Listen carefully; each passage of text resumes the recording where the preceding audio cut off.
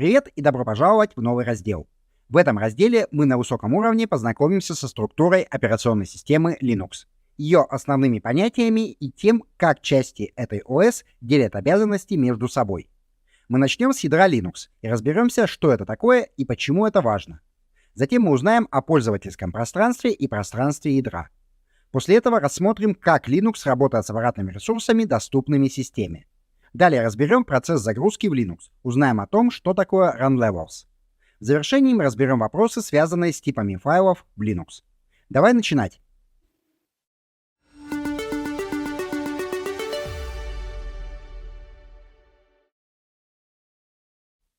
Привет! У нас сейчас будет разговор о ядре Linux.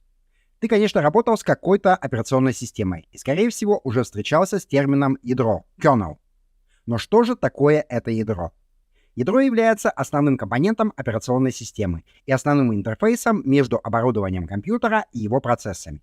Его задача максимально эффективно взаимодействовать с этими двумя ресурсами. Другими словами, это посредник между низкоуровневой аппаратной и высокоуровневой программной частями.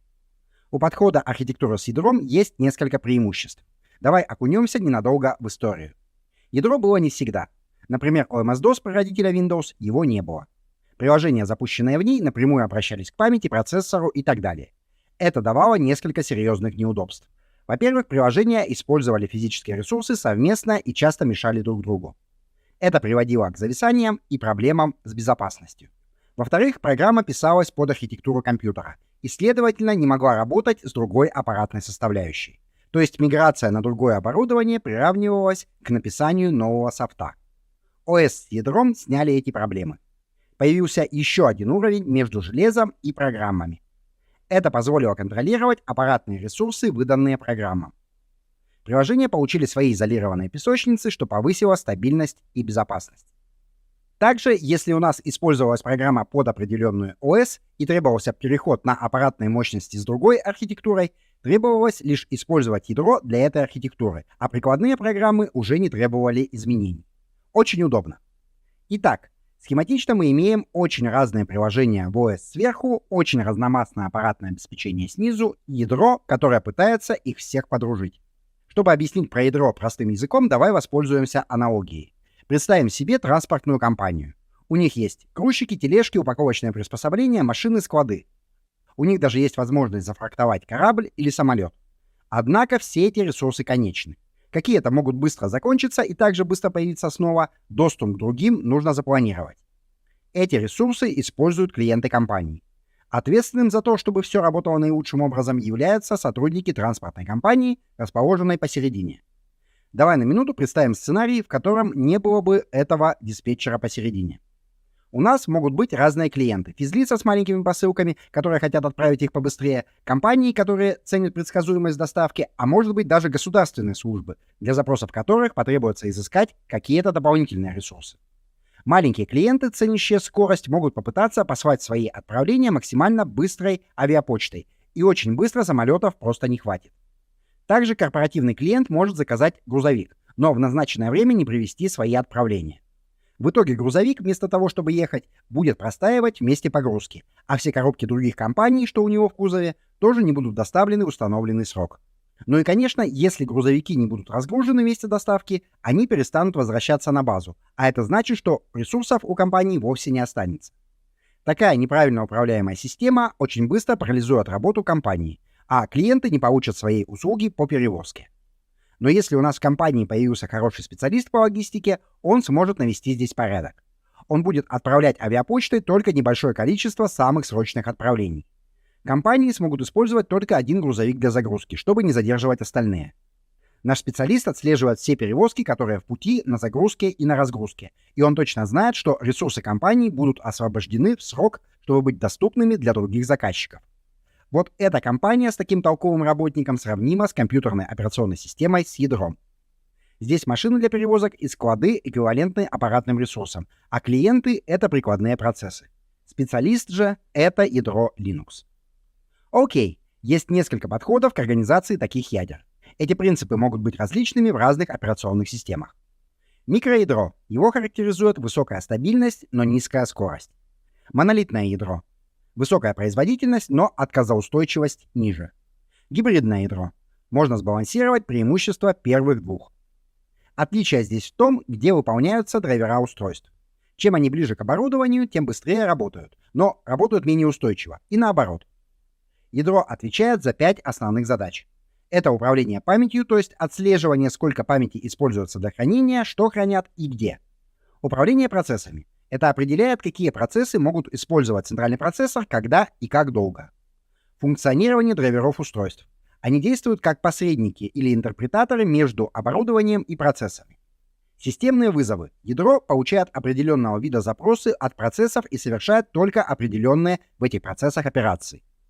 Безопасность. Это следит, чтобы не было пересечения у разных процессов на одних физических устройствах. Ядро Linux является монолитным. Это означает, что оно самостоятельно выполняет назначение задач для центрального процессора, управляет памятью и реализует некоторые другие операции. Также это означает, что у всех компонентов ядра одно адресное пространство, и сбой одного устройства может уронить всю систему. Ядро Linux также является модульным, что означает, что оно может расширять свои возможности за счет использования динамически загружаемых модулей ядра. Например, загружать новые драйверы без пересборки ядра или отключать неиспользуемый функционал. Окей, давай теперь посмотрим, как определить версию ядра Linux и какие там соглашения об именах. Ядро — это неотъемлемая часть операционной системы. Использую команду uname для отображения информации о ядре. Эта команда не предоставляет много информации, за исключением того, что система использует ядро Linux, используя опцию -a или -a, чтобы напечатать версию ядра. Здесь ты видишь, что эта операционная система работает под управлением ядра версии 5.4.0-88-generic. В этой строке пятерка обозначает версию ядра Linux, четверка — старшую версию, 0 — младшую версию, 88 — версию патча. И, наконец, generic — это информация о специфике этой сборки. Generic подходит для широкого использования.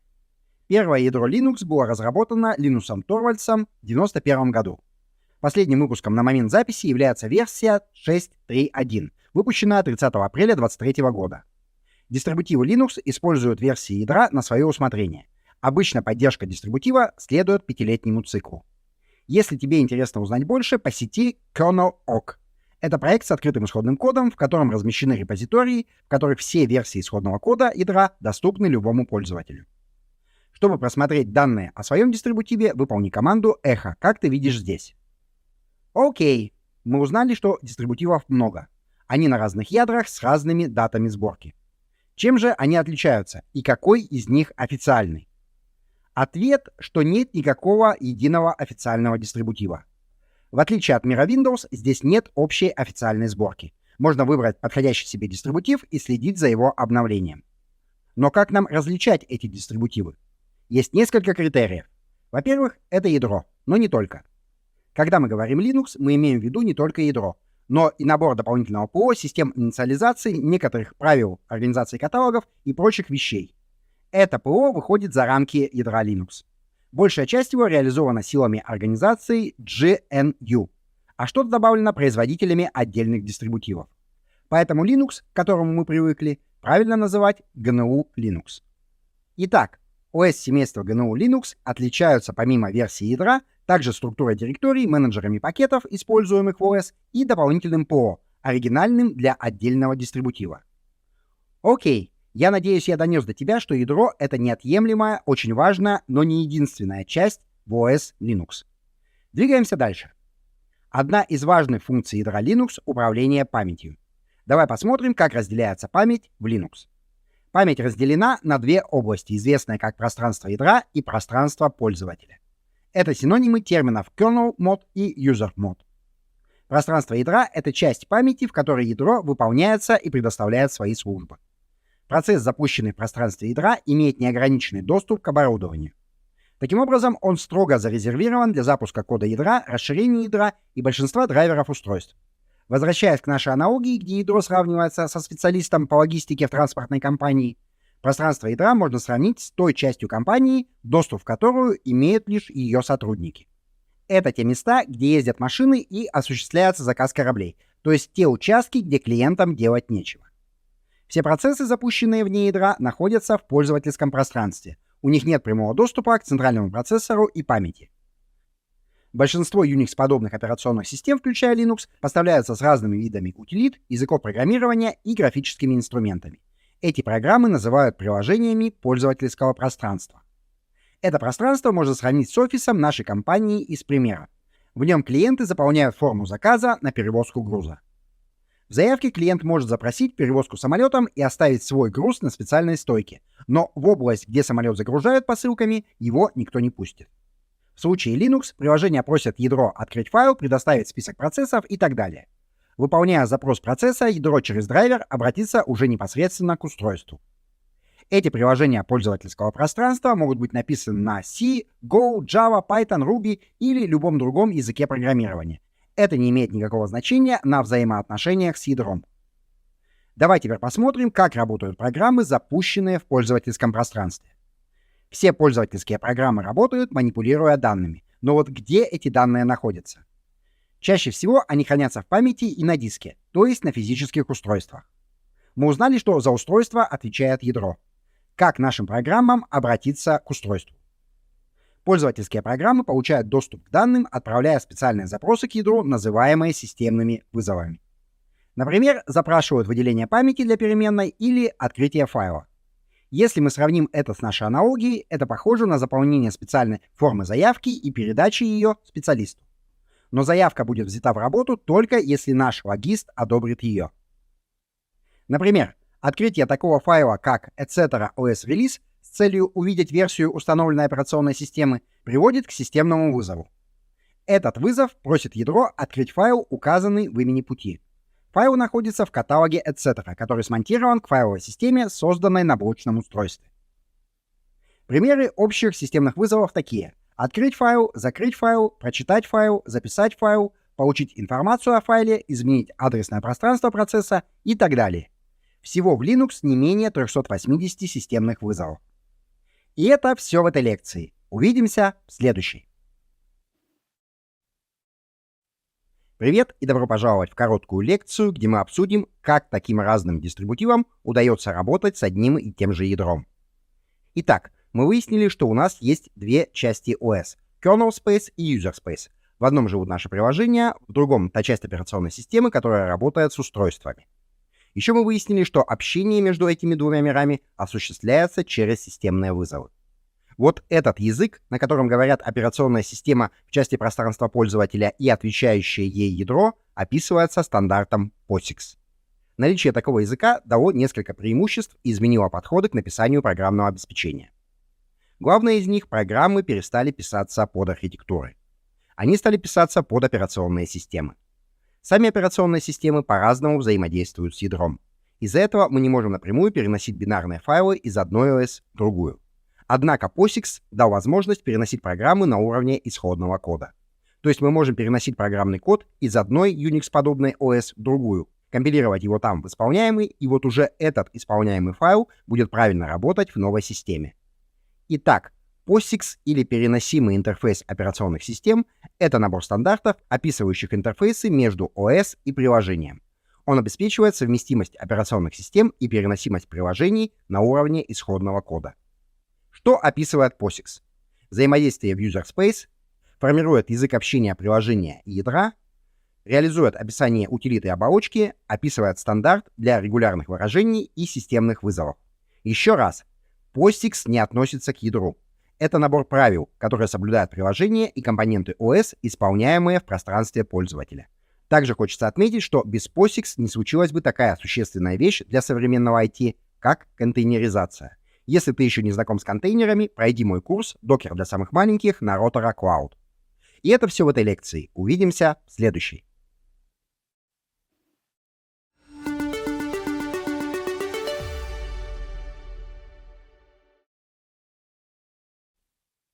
Привет и добро пожаловать на лекцию, где мы познакомимся с командами для работы с устройствами в Linux. Как Linux идентифицирует и управляет аппаратными устройствами, подключенными к системе. Чтобы понять это, давай воспользуемся USB-диском и воткнем его в разъем компьютера. Как только устройство подключается к системе, соответствующий драйвер устройства, который является частью пространства ядра, обнаруживает изменение состояния и генерирует событие. Это событие называется U-Event. Затем оно отправляется демону диспетчера устройств пользовательского пространства, называемому UDEF. Служба UDEF отвечает за динамическое создание файла для устройства, связанного с вновь подключенным диском в каталоге /dev. После завершения этого процесса вновь подключенный диск становится доступным в виде файла нашей структуры каталогов в размещении /dev. Я думаю, это не должно быть сложным для понимания. Ядро генерирует события, связанные с оборудованием, а UDEF в пространстве пользователя слушает их. На определенное событие он выполняет действия, создает файл устройства или запускает утилиты конфигурирования.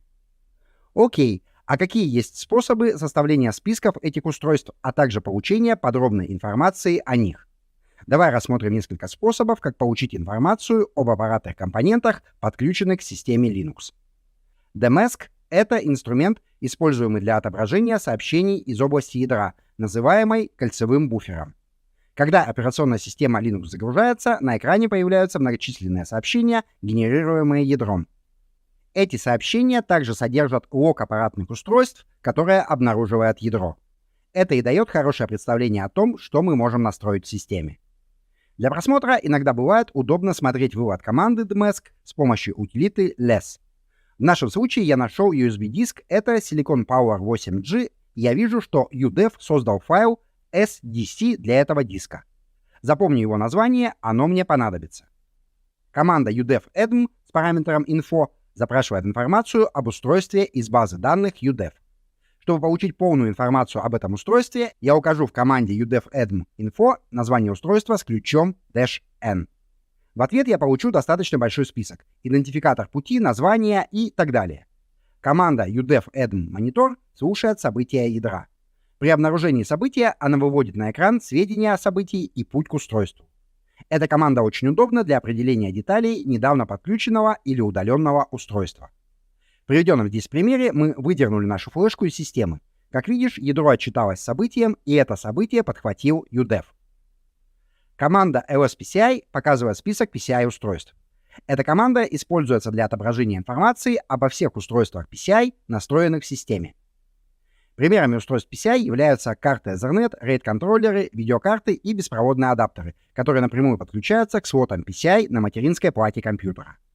PCI — это аббревиатура для обозначения соединения периферийных компонентов Peripheral Component Interconnect. Команда lsblock выводит информацию о блочных устройствах. Здесь SDA — это физический диск. SDA 1, SDA 2 и SDA 5 — это разделы, созданные для этого диска. Подробнее о дисках и разделах мы узнаем в разделе про хранение. Но на данный момент тебе нужно знать, что тип диск относится ко всему физическому диску, а тип PAD означает дисковое пространство, выделенное из физического диска для использования. Как видишь, здесь у меня 3 реальных диска. Третий — это флешка, и на ней разделов нет. В выводе команды ты также можешь увидеть, что с каждым устройством связаны старший и младший номера. Старший номер слева от двоеточия определяет тип драйвера устройства, связанного с этим устройством. В данном случае цифра 8 относится к блочному устройству SDA. Младший номер используется для того, чтобы различать устройства, которые имеют один и тот же старший номер. Здесь числа 0, 1, 2, 5 помогают определить различные разделы для диска SDA. Старшие числа нужны для того, чтобы правильно выбрать драйвер устройства, а младшие, чтобы драйвер знал, с каким именно устройством ему следует работать в этот момент. В таблице показаны некоторые из наиболее часто используемых устройств с указанием их старших номеров. Полный список можно найти в мануале. Окей, двигаемся дальше. Чтобы отразить информацию об архитектуре центрального процессора, использую команду lscpu. Эта команда предоставляет подробную информацию об архитектуре CPU, количество ядер, потоков, название моделей и так далее. Чтобы лучше понять этот вывод, давай быстро рассмотрим 2 популярных типа архитектуры ЦП. 32-разрядные и 64-разрядные процессоры. До 90-х годов в основном были 32-битные процессоры. Проще говоря, 32-разрядный CPU может адресовать и сохранять значение длиной 2 в степени 32 у себя в регистрах. Регистр — это место в процессоре, к которому можно очень быстро получить доступ. Обычно в него загружают данные из оперативной памяти, а после между регистрами выполняют арифметические операции. Для сравнения, 64-битный ЦП может адресовать и хранить значения как 2 в степени 64. Из-за этих различий 32-битный процессор имеет ограничение на максимальный объем памяти в 4 гигабайта. тогда как для 64-битного процессора теоретический предел составляет 18 экзобайт. Теоретически потому, что количество обычно ограничено используемой операционной системой. Эти различия в архитектуре также напрямую влияют на программное обеспечение, работающее на них. Например, машина с 32-битной архитектурой CPU может работать только с 32-битной ОС. Мы не сможем установить 64-разрядную ОС на компьютер с 32-разрядным процессором. Но возможно обратное, когда 32-битную ОС ставят на 64-битную архитектуру, хотя это и не рекомендуется.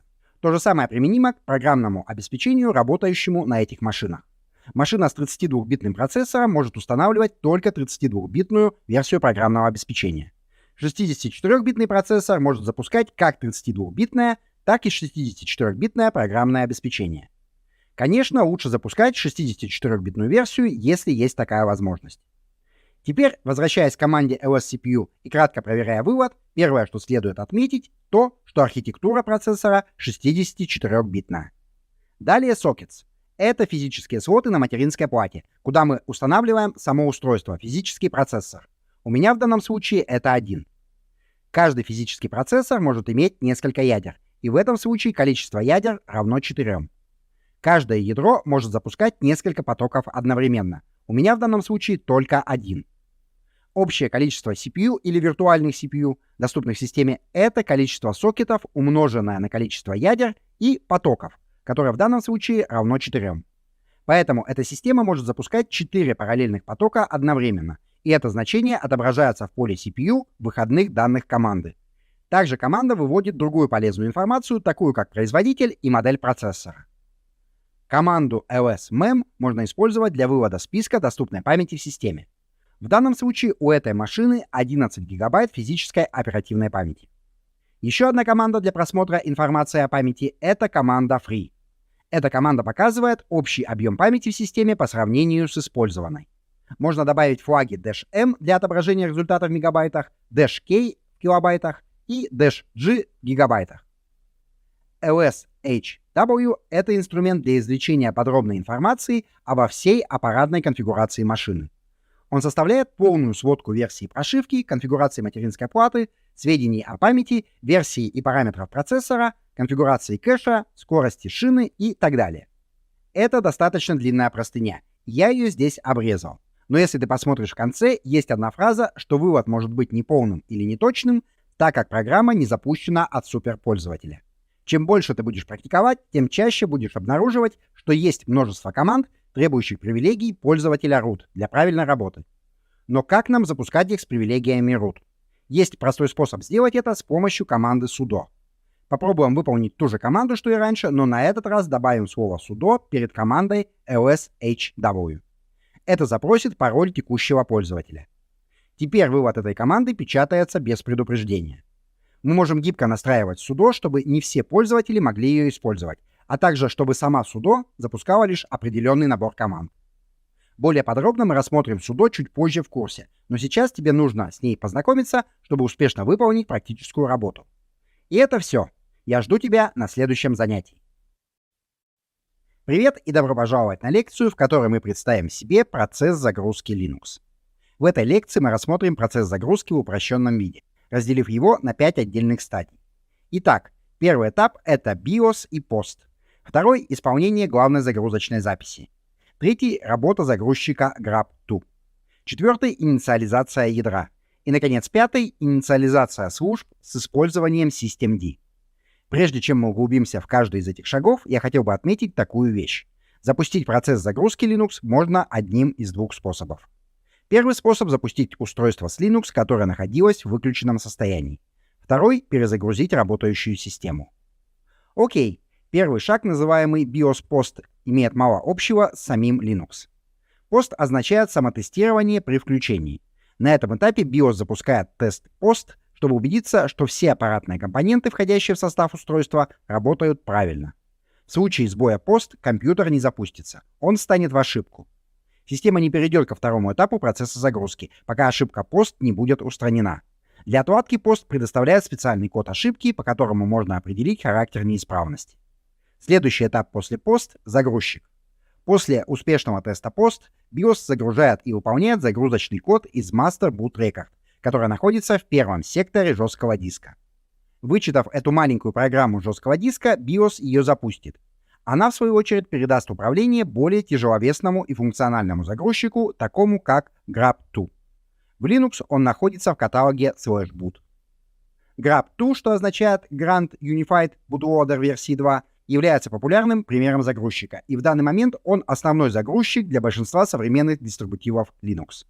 Но есть и другие варианты. Здесь я указал его для удобства. Этот загрузчик предоставляет пользователю экран с выбором OS. Часто здесь несколько вариантов операционных систем. В нашем примере это Ubuntu и Windows. Настройки мультизагрузки зависят от количества OS, установленных на компьютер. Как только выбор сделан, загрузчик начинает загружать образ ядра в память. Он снабдит ядро некоторыми параметрами и передаст управление ядру. После того, как выбранное ядро загружено в память, оно обычно распаковывается. Это происходит потому, что обычно оно находится в сжатом состоянии для экономии места. Затем уже распакованное ядро загружается в память и запускается. В этом пространстве ядро выполняет много разных действий, например, такие задачи, как инициализация оборудования и задачи управления памятью. После того, как ядро полностью готово к работе, оно создает процесс инициализации, init-процесс, который настраивает пользовательское пространство и процессы, необходимые для пользовательской среды. Таким образом, в конце процесса загрузки файловая система, содержащая запакованный образ ядра, больше уже не нужна, так как ядро уже работает в оперативной памяти. Она заменяется на привычную нам корневую структуру каталогов. Этим загрузка завершается. В большинстве современных дистрибутивов Linux функцию init вызывает демон systemd. Systemd отвечает за приведение хоста Linux в рабочее состояние. Он отвечает за монтирование файловых систем, запуск и управление системными службами. В наши дни systemd является универсальным стандартом, но не так давно использовался другой стандарт инициализации под названием System5. Его также называют sysv. Ты вполне можешь его встретить, так как он использовался в дистрибутивах Red Hat Enterprise Linux 6 и CentOS 6. Одним из ключевых преимуществ использования systemd по сравнению с файлом sysinit является сокращение времени запуска системы за счет распараллеливания запуска служб. Окей. Чтобы проверить используемую систему инициализации, запусти команду ls-l для файла /sbin/init. Если она управляется через systemd, ты увидишь указатель на /lib/systemd. И это все в этой лекции. Увидимся в следующей. Привет и добро пожаловать на лекцию. В ней мы поговорим о Run Levels или System Targets. Почему после завершения процесса загрузки наш домашний компьютер переходит на красивую картинку с вводом пароля, а сервера сразу в режим интерфейса командной строки? Может, дело в том, что у серверов нет графической карты? Но в некоторых серверах бывают очень мощные видеоадаптеры. Дело в том, что можно специально настроить свою систему для загрузки в неграфическом виде. Фактически Linux может работать в нескольких режимах. Один из них — графический режим. Но помимо графического есть несколько других режимов работы. Эти режимы устанавливаются так называемым Run Level — уровнем выполнения. Чтобы увидеть, какой режим работы установлен в системе, запусти команду Run Level из Shell. Ты должен получить что-то вроде этого. На системе A слева команда возвращает значение 5, что означает, что у нее Run Level 5. На системе B установлено значение 3. Режим работы с графическим интерфейсом называется Run Level 5. Run Level 3 подразумевает неграфический режим. Во время загрузки процесс инициализации проверяет этот уровень выполнения. Он гарантирует, что все программы, необходимые для работы системы в этом режиме, будут запущены. Например, режим GUI требует, чтобы служба Display Manager работала в системе. Однако эта служба не требуется для неграфического режима. В разделе, посвященному процессу загрузки, мы видели, что systemd используется в качестве процесса инициализации в большинстве современных дистрибутивов Linux, например, таких как Ubuntu 20.04. Systemd Run Levels стали называть System Targets. Уровень выполнения 5 называется Graphical Target, а уровень выполнения 3 — Multi-User Target. Существуют и другие Run Levels и System Targets, но именно вот эти вот два используются наиболее часто. В мануале есть полный список, посмотри, как будет возможность. Теперь, когда мы знакомы с Run Levels и System Targets, давай посмотрим, как настроить их значения из оболочки. Чтобы увидеть цель по умолчанию, выполни команду systemctl getDefault. Эта команда ищет файл, расположенный в etc systemd system default target. Иногда его может там не быть. В этом случае, как ты видишь, default target является символической ссылкой или ярлыком для юнит файла graphical target, А сам этот файл находится в каталоге /lib/systemd system. О ссылках и типах файлов мы поговорим немного позже. Чтобы изменить default target, мы можем использовать команду systemctl setDefault, а далее написать желаемую цель в качестве аргумента команды. Здесь мы меняем цель по умолчанию с графической на многопользовательскую. Это эквивалентно переключению run-level с 5 на 3. И это все в этой лекции. Жду тебя в следующей.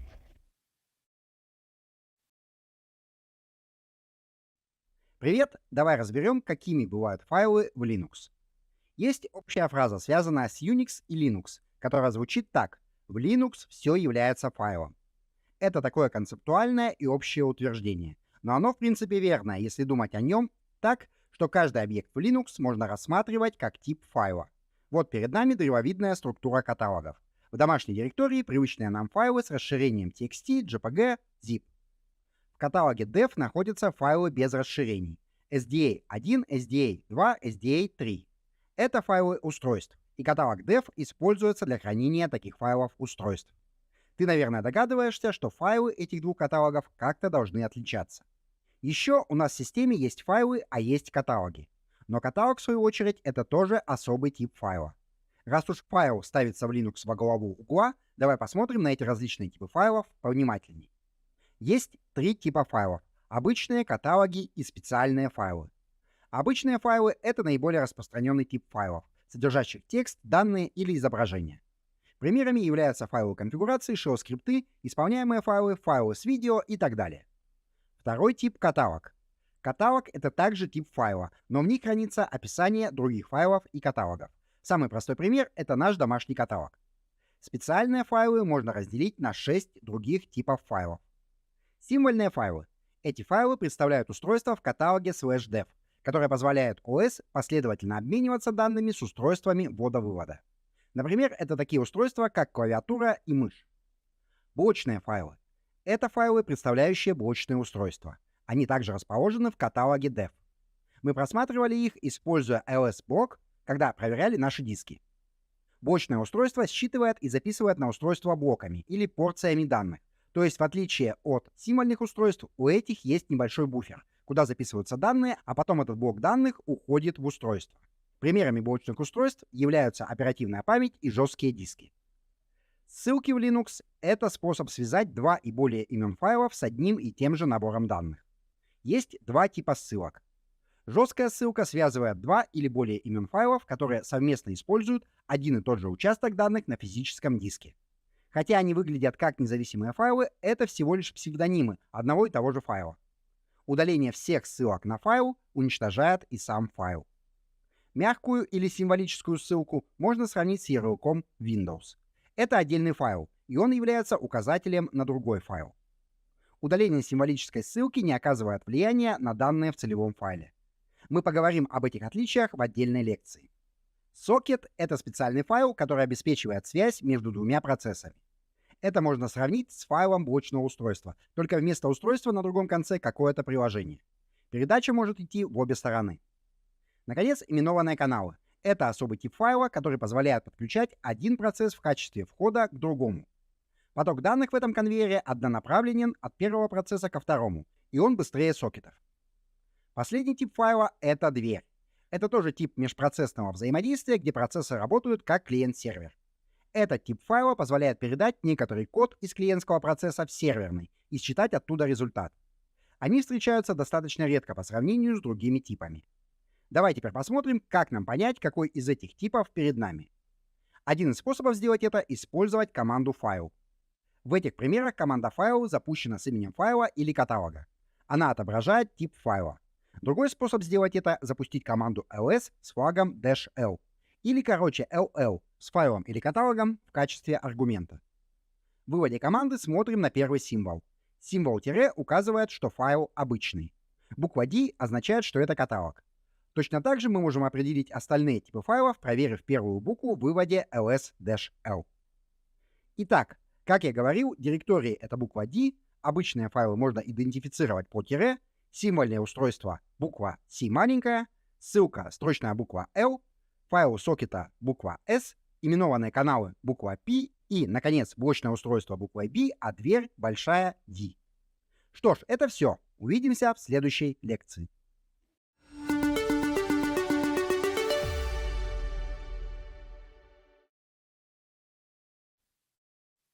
Привет и добро пожаловать на лекцию.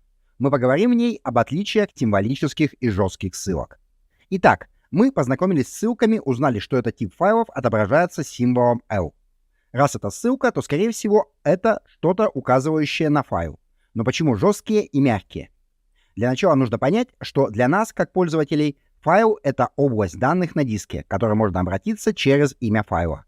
Но с точки зрения Linux, вся информация о файле привязана не к его имени, а к некоторому числовому индексу, дескриптору.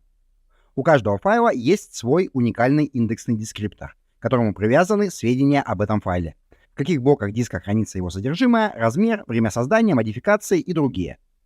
Эти дескрипторы уникальны, и каждый диск имеет собственную таблицу дескрипторов.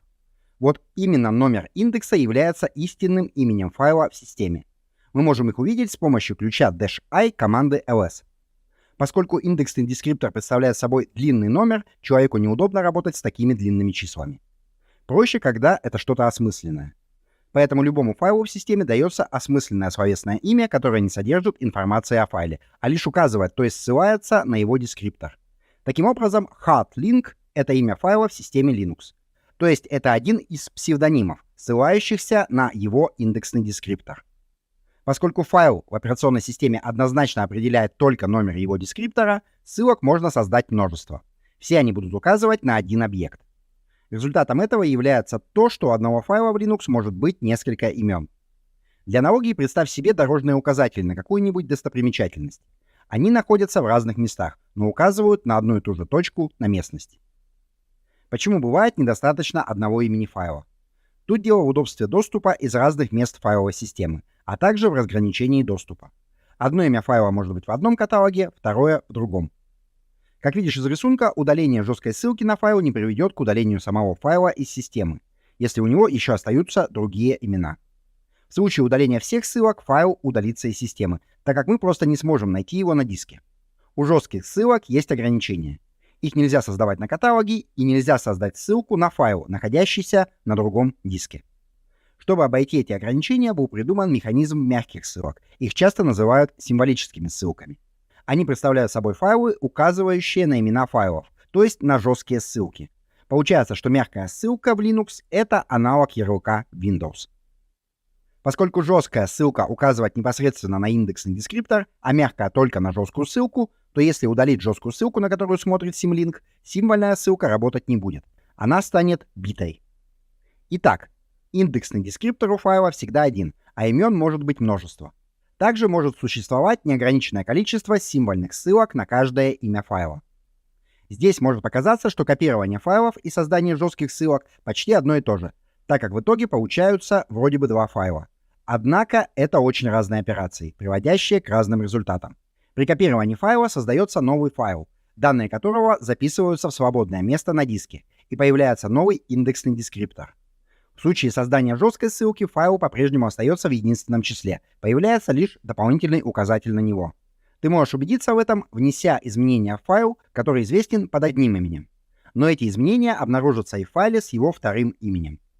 При создании копии файла и последующим изменениям данных этой копии, данные первоначального файла не изменятся. В случае мягких ссылок создается новый файл с собственным индексным дескриптором. Он не содержит данных файла оригинала. Там лишь находится запись адреса другого файла. Для создания ссылок используется команда ln.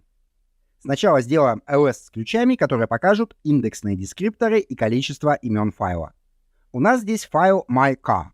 Номер дескриптора 1852387.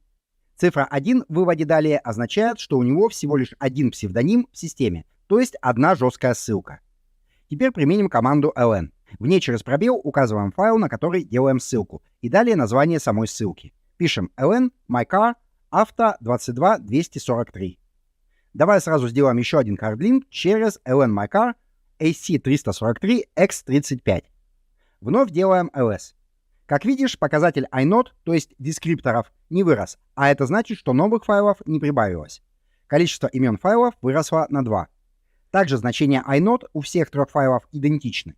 Это значит, что они ссылаются на одно и то же место на диске. Удалим исходный файл mycar. Как видишь, количество псевдонимов уменьшилось на 1. У нас остались два имени для этого файла. Эти имена равны между собой, и нет разницы, какое из них было создано раньше. Что касается софтлинков, то они создаются через len с ключом -s. Делаем ls. Как видишь, появился файл current_car с новым дескриптором, который оканчивается на 88. Этот файл указывает на файл auto22243. Обрати внимание на тип этого файла. Он L, то есть link. Так как это отдельный файл, у него могут быть собственные права доступа, отличные от целевого файла. Об этих правах мы поговорим чуть позже. А напоследок я бы хотел напомнить, что в отличие от hardlinks, мы можем создавать softlinks, указывающие на каталоги и на другие диски.